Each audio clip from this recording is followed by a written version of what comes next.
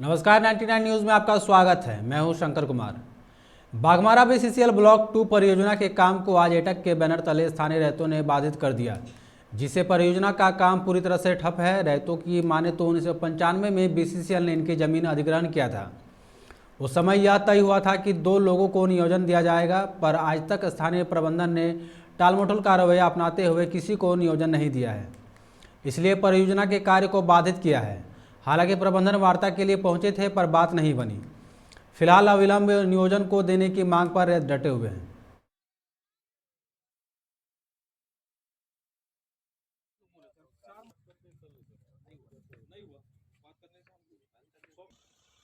बेनिडी उठलो नौकरी नहीं दिलो, हमने एक बेर जाम कर ली चाका, कलो ठीक हो तनिक नौकरी हो जीतो, चाका जाम छोड़ दी।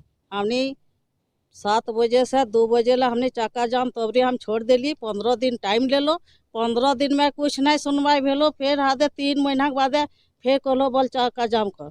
हमने बिना नौकरी यहाँ से जॉइनिंग दे तब हमने चाका हटबो, आना तो पूरा बंदे बंद। हमने जमी गेलो, जगह गेलो, बांध गेलो, कुआ गेलो, छोटा छोटा बच्चा हलो लिखित देलो बोल हाँ तनिक नौकरी भेतो, कभी भी करबे नौकरी भेतो। और एखन नौकरी दिए लिए ले जाए। 1995 में हमारा ज़मीन का अधिग्रहण किया बीसीसीएल, नौकरी का आश्वासन मिला, अभी तक नौकरी नहीं हुआ है। और इसके पूर्व हम लोग 9वां महीना में बंदी किए थे। 15 दिन का आश्वासन मिला था। 15 दिन का आश्वासन के बाद आज 4 महीना होने को है, अभी तक बीसीसीएल का प्रबंधन के द्वारा कोई जवाब नहीं आया है। उसी का लेकर के हम लोग दोबारा फिर आज बंदी किए हैं और आज हम लोग को अनिश्चित काल तक बंदी है। अधिकारी आए हैं, वो उसके बाद उनसे बात हुआ है, वो भी बोले कि ठीक है आपसे वार्ता का बात रखा जाएगा और वो अपना चले गए। गणतंत्र दिवस पर धनबाद में होने वाले मुख्य कार्यक्रम की तैयारी पूरी कर ली गई है। इसे लेकर सोमवार को उपायुक्त संदीप सिंह ने गोल्फ ग्राउंड में गणतंत्र दिवस के रिहर्सल परेड में शामिल हुए। इस दौरान सभी प्लाटून के फुल ड्रेस रिहर्सल का निरीक्षण किया और परेड की सलामी ली। निरीक्षण के बाद उन्होंने झंडोत्तोलन भी किया। सलामी दिलाने के बाद उपायुक्त ने सभी प्लाटून कमांडरों को गणतंत्र दिवस के अवसर पर उत्कृष्ट प्रदर्शन करने के लिए आवश्यक दिशा निर्देश दिए। उपायुक्त ने कहा कि गणतंत्र दिवस के अवसर पर शहीद रणधीर वर्मा स्टेडियम में सीमित संख्या में लोग उपस्थित रहेंगे। जिला प्रशासन के विभिन्न सोशल मीडिया प्लेटफॉर्म पर मुख्य समारोह का लाइव प्रसारण किया जाएगा। साथ ही कहा कि कोविड गाइडलाइंस के कारण इस बार 10 विभागों की झांकियां ही निकाली जाएगी।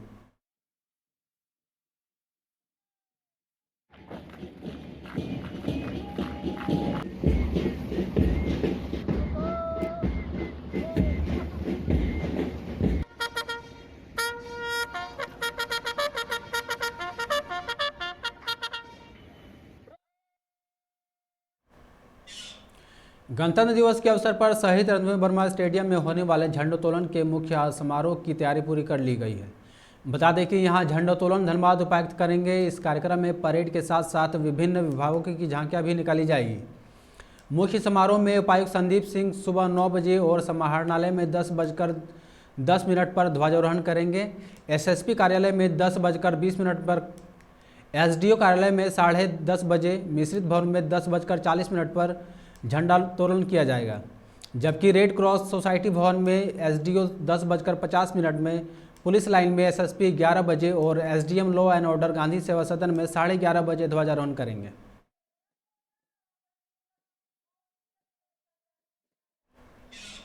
बरबड्डा थाना क्षेत्र के सुसनीलेवा में आज जो कुछ हुआ उसे देखकर हर कोई हैरान है। यहाँ एक गाय ने खुद जान देकर दर्जनों मुस्लिम भाइयों की जान बचा ली।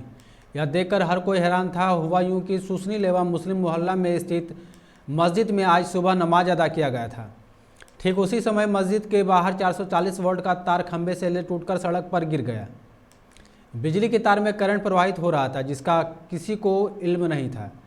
मुस्लिम मस्जिद में जैसे ही नमाज खत्म हुआ, लोग मस्जिद से बाहर निकलने लगे। तभी एक गाय वहां पहुंच गई जो करंट की चपेट में आ गई, जिससे गाय की मौके पर ही मौत हो गई। हालांकि लोगों ने उसे बचाने का काफ़ी प्रयास किया पर विफल रहे। बताया जाता है कि अगर गाय सही समय पर वहां नहीं पहुंचती तो कई लोग इसकी चपेट में आ जाते और एक बड़ा हादसा हो सकता था।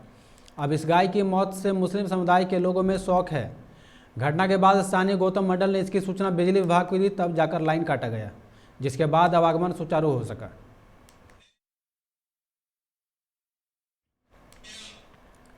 बरबड्डा के सुसनी लेवा में मस्जिद के पास 440 वोल्ट तार की चपेट में आने से एक गाय की मौत के बाद ग्रामीणों में बिजली विभाग के काफ़ी आक्रोश देखने को मिला। वहीं घटना की सूचना के बाद बिजली विभाग के पदाधिकारियों ने ग्रामीण के साथ वार्ता कर केबल लगाने की बात कही, तब जाकर ग्रामीण शांत हुए। वहीं ह्यूमैनिटी हेल्पिंग हैंड्स टीम के संस्थापक गौतम मंडल ने के नेतृत्व में गोवंश का विधिवत रूप से अंतिम संस्कार किया गया।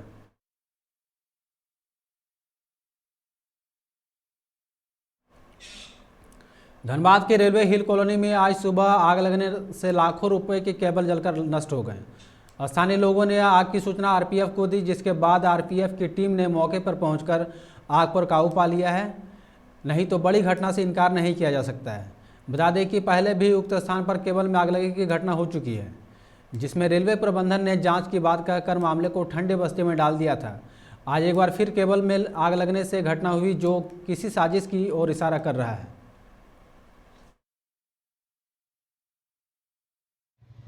मीडिया से हमको कोई बात ही नहीं करनी जो है सर, कितने की जो है कुछ नहीं बता सकते अभी हमको। जी सर, अरे हम किसी और काम से, आप किसी और चीज पर बात कर रहे हैं। धनबाद रेलवे स्टेडियम के चार दीवारी आज सुबह अचानक भरभरा कर सड़क पर गिर गया, जिसकी चपेट में आने से एक लोको पायलट घायल हो गया, जबकि वहां खड़ी 3 बाइक दीवार के मलबे के नीचे दबकर क्षतिग्रस्त हो गई। घटना के बाद रेल कर्मियों ने आनन फानन में घायल लोको पायलट को निकाला और प्राथमिक उपचार के लिए अस्पताल पहुंचाया। उन्हें ज़्यादा चोट नहीं लगी है, वह सुरक्षित हैं। गाड़ी खड़ा की है, बस पूरा दीवार अपने आप तुरंत कलट गया, एकदम सेकंड भी नहीं लगा, गिर गया। गाड़ी पूरा गिर गया। छाती पे ऊपर वाला पोर्शन जैसे पड़ा, हमको धकेल करके पूरा इधर कर दिया रोड साइड, और पूरा पैर पर पूरा दीवार गिर गया।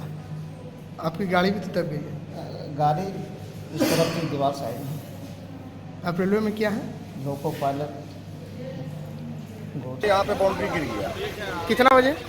अभी आधा घंटा होता हुआ। आधा घंटा। अभी तो जैसे 12:30 बजे। हाँ 12 बजे लगभग। कितना गाड़ी दबा है? 5-6 गाड़ी पूरा चौपट हो गया। अच्छा, ये बाउंड्री वॉल क्या चीज का है? कोई आदमी का नुकसान भी है?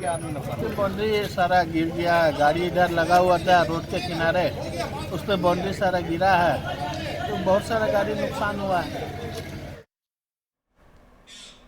धनबाद में बिजली की लचर व्यवस्था में सुधार की मांग को लेकर बैंक मोड़ चैम्बर ऑफ कॉमर्स के पूर्व अध्यक्ष सुरेंद्र अरोड़ा और सामाजिक कार्यकर्ता सोहराब खान ने जीएम कार्यालय में अभियंता राजेश रजवार को ज्ञापन सौंपा। इस दौरान उन्होंने कहा कि धनबाद की बिजली व्यवस्था इन दिनों बेहद लचर हो गई है। प्रतिदिन सिर्फ 12 से 14 घंटे बिजली आपूर्ति की जा रही है, जिसके कारण आम जनजीवन, व्यवसाय, अस्पताल भर्ती, मरीज, बच्चों की पढ़ाई बुरी तरह से प्रभावित हो रही है। देखिए, धनबाद की जो लचर बिजली व्यवस्था है, इसमें सुधार के मांग को लेकर के हम लोग जीएम साहब से मिलने आए थे। दुर्भाग्यवश जीएम साहब किसी कार्यक्रम में थे, तो यहाँ पे एग्जीक्यूटिव साहब ने हमारा विज्ञापन को रिसीव किया। हम लोगों ने साफ तौर पे कहा है कि धनबाद की बिजली व्यवस्था एकदम बद से बदतर हो गई है। विभाग बार बार कहता है कि डीवीसी का प्रॉब्लम है, डीवीसी के मत्थे मढ़ा जाता है। हम उपभोक्ता जो बिजली अपना जेवीएनएल को देते हैं, तो हमारी जवाबदेही बनती है, जेवीएनएल की जवाबदेही बनती है हमारे प्रति, उपभोक्ताओं के प्रति, ना कि डीवीसी की बनती है। देखिए, आज जीएम साहब से मिलने का एक ही कारण था कि बिजली की जो व्यवस्था चरमरा गई है उसमें सुधार किया जाए। आज हमारा धनबाद 12 घंटे डीजल पे चल रहा है। आज डीजल पे, जनरेटर पे हमारा धनबाद चल रहा है। स्थिति बद से बदतर है। इसमें अगर सुधार नहीं होता है तो आने वाले समय में हम लोग और भी आंदोलन की रूपरेखा तय करेंगे, जिसमें एक हमारा ये भी है कि 1 सप्ताह का हम लोगों ने समय दिया है। अगर 1 सप्ताह में हमारा ये काम नहीं होता है, ये मांगे पूरी नहीं होती हैं, तो हम लोग गांधी जी की प्रतिमा के पास मौन धरना देंगे।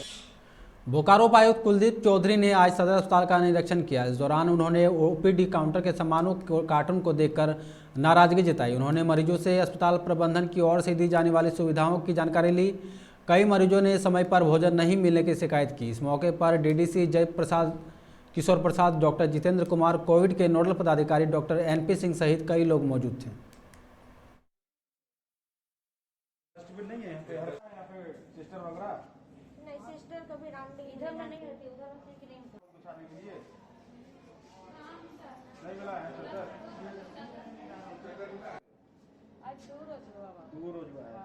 झाड़ू पोछा लगाता है।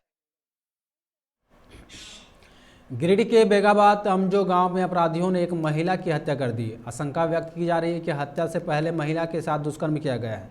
वहीं पुलिस भी सूचना पाकर मौके पर पहुंची और मामले की जांच की। महिला का नाम सोमरी देवी है। कुछ समय पूर्व महिला के पति अरुण दास की भी हत्या कर दी गई थी। गिरिडीह के इसी बाजार में बर्नवाल महिला युवा समिति की एक बैठक हुई, जिसमें की शुरुआत महाराजा अहिरन की प्रतिमा पर माल्यार्पण कर और दीप प्रज्वलित कर किया गया। इस कार्यक्रम में समिति का भी गठन किया गया, जिसमें दीपा बर्नवाल को समिति का अध्यक्ष चुना गया। वहीं समिति की महिला प्रदेश अध्यक्ष पूनम बर्नवाल ने कहा कि समाज की एकजुटता के लिए महिलाओं को आगे आना होगा। महिलाएं आगे आएंगी तभी समाज का पूर्ण विकास संभव है। मौके पर हेमा रानी वर्णवाल, ममता वर्णवाल, अलका वर्णवाल, मीरा सहित कई लोग मौजूद थे। वर्णवाल आप लोगों के सामने कुछ बोलने जा रही हूँ। हम अपनी बड़ी बहन और शशिकांत कुमार मिलकर रखेंगे।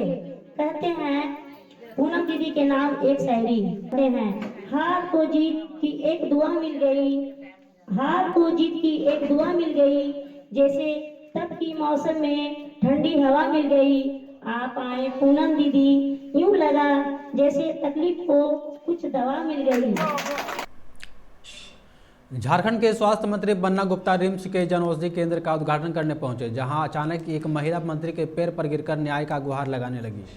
गिड़गिड़ाने लगी महिला ने बताया कि वो गिरिडीह जिले की हीरोडीह थाना क्षेत्र की रहने वाली है। 6 महीने पहले मुंबई में उनके पड़ोसी ने उसके पति की हत्या कर उसका शव पानी की टंकी में फेंक दिया था, जिसके बाद हीरोडीह थाना में मामला भी दर्ज करवाया है। लेकिन 6 महीना बीत जाने के बाद भी अब तक आरोपी की गिरफ्तारी नहीं हुई है। महिला ने बताया कि जब थाना जाते हैं तो पुलिस वाले धमकी देते हैं। यूथ इंटक के प्रदेश अध्यक्ष कुमार रवि आज कांग्रेस नेता जाहिर हुसैन के जमाडोबा रमजानपुर स्थित आवास पहुंचे, जहां लोगों ने गुलदस्ता देकर उनका स्वागत किया। जिसके बाद कुमार रवि ने जाहिर हुसैन को यूथ इंटक के प्रदेश उपाध्यक्ष के तौर पर मनोनीत किया। इस मौके पर जाहिर हुसैन ने प्रदेश सचिव का आभार प्रकट किया। साथ ही कहा कि संगठन ने जो जिम्मेदारी मुझे दी है उसको भली भांति निभाने का प्रयास करूंगा। पहले तो मैं अपने प्रदेश अध्यक्ष यूथ इंटक के आदरणीय कुमार रवि जी का कोटि कोटि आभार व्यक्त करना चाहता हूं कि आपने मुझे मजदूर संगठन में जगह दिया। इसलिए पहले मैं सोचा भी नहीं था कि मजदूर संगठन की मैं राजनीति करूंगा और मजदूरों के हक और हुकूक की लड़ाई लड़ूंगा।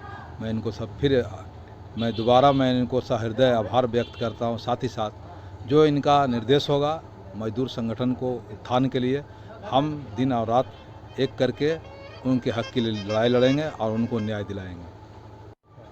और सबसे बड़ी खुशी की बात यह है कि आज हमारे आवास पे आज हमारे प्रदेश अध्यक्ष जी आए हैं और हम लोग धन्य हैं कि हम और मुझे बहुत खुशी के साथ ये कहना है कि आपके भी जाहिर हुसैन साहब हैं जो हमारे इस यहाँ पे कोयलरी में बोकारो प्लांट का जो यहाँ पे कोल माइंस है जिसमें ये कार्यरत हैं, ये अभी हम लोगों के साथ जुड़े हैं और इनका टीम जिस तरह से इनका कार्य देखा गया है विगत कुछ दिनों में, हमें पूर्ण विश्वास है कि भैया के देख रेख में धनबाद में एक मजबूत टीम स्थापित होगी और इनको प्रदेश उपाध्यक्ष के तौर पे नियुक्त किया गया है, जिसकी औपचारिक घोषणा आज मैं आपके माध्यम से कर रहा हूँ। खबरों में फिलहाल इतना ही। आप देखते रहें 99 न्यूज़। नमस्कार।